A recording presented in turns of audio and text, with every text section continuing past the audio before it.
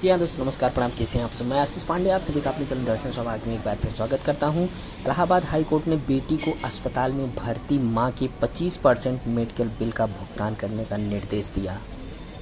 जी हाँ, खबर में आगे बढ़ने से पहले अगर आप हमारे चैनल पर नए हैं तो हमारे चैनल को सब्सक्राइब कर लें, बेल आइकन की घंटी को अवश्य बजा लें, जिससे हमारे हर एक वीडियो का नोटिफिकेशन आपको सबसे पहले मिलता रहे। इलाहाबाद हाई कोर्ट ने हाल ही में एक बेटी को निर्देश दिया जिसने अपनी मां के साथ रख रखाव विवाद को निपटाने की इच्छा व्यक्त की।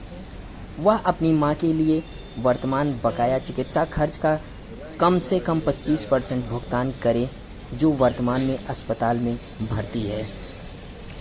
जस्टिस सौरभ श्याम शमशेरी की पीठ ने कहा, मात्र देवो भवः, माता देव यानी भगवान के समान है और क्षमा बड़न को चाहिए, छोटन को उत्पात, बड़ों को क्षमा शोभा देती है और छोटों को उत्पात।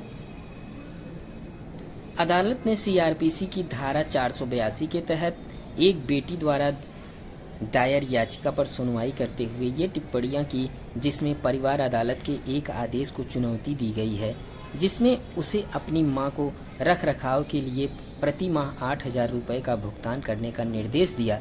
मां ने इससे पहले अपनी बेटी से गुजारा भत्ता की मांग करते हुए परिवार अदालत के समक्ष सीआरपीसी की धारा 125 के तहत आवेदन दायर किया था, जिसे एक पक्षीय अनुमति दे दी गई थी। आवेदक बेटी ने एक पक्षीय रखरखाव आदेश के संबंध में एक रिकाल आवेदन दायर किया, जिसमें तर्क दिया गया कि उसकी मां की 4 अन्य बेटियां हैं जिन्हें भी उसकी संपत्तियों से शेयर आवंटित किए गए हैं। आवेदक ने तर्क दिया कि उसकी उपेक्षा की गई है और जब रखरखाव की मांग की बात आई तो उसकी मां ने केवल उससे समर्थन मांगा, न कि अपनी अन्य बेटियों से, जो अनुचित था। रिकाल एप्लीकेशन को भी खारिज कर दिया गया था और इस प्रकार दोनों आदेशों को चुनौती देते हुए वह हाईकोर्ट में चली गई। उनके वकील ने गुण दोष के आधार पर बहस नहीं की और अदालत को अवगत कराया कि पक्ष आपस में मामले को सुलझाने के लिए तैयार है।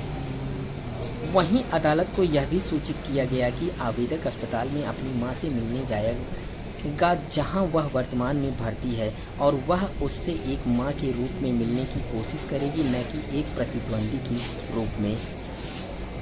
इसके मद्देनजर रखते हुए इस मामले को सौहार्दपूर्ण ढंग से सुलझाने की उम्मीद व्यक्त करते हुए अदालत ने आवेदक को निर्देश दिया कि वह अपनी मां के प्रति अपनी जिम्मेदारी का निर्वहन करते और अस्पताल में भर्ती मां पर किए गए चिकित्सा खर्च की बकाया राशि का कम से कम 25% भुगतान करे। तो जी हाँ दोस्तों, फिर मिलेंगे एक दूसरी वीडियो में एक नई जानकारी के साथ। तो हमें दें इजाज़त। नमस्कार।